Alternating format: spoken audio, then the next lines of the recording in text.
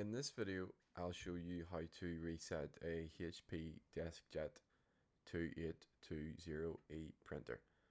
So there's actually two ways that you can reset this printer.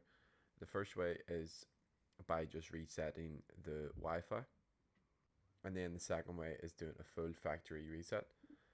So if you just want to reset the Wi-Fi, come to the control panel and press on the X button and the Wi-Fi logo together at the same time until you see the power button at the top begin to flash, and the Wi-Fi button will also flash. So let me show you.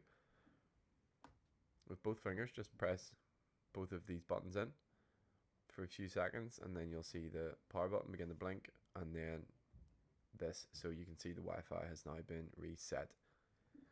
So if you wanted to do a full factory reset, what you need to do is open up this tray here at the front of the printer, and then open up this tray in behind. Now that the cartridge doors have been open, what we're going to do now is press the power button and the Wi-Fi button together for 3 seconds, and then we're going to leave these trays open for an additional 20 seconds. So here I'll take my finger and my thumb, I'm pressing in the power button and the Wi-Fi button for around 3 seconds. So now 20 seconds has passed, and I will close over both of these trays, and the printer has been factory reset. So if you found this video useful, please like and subscribe.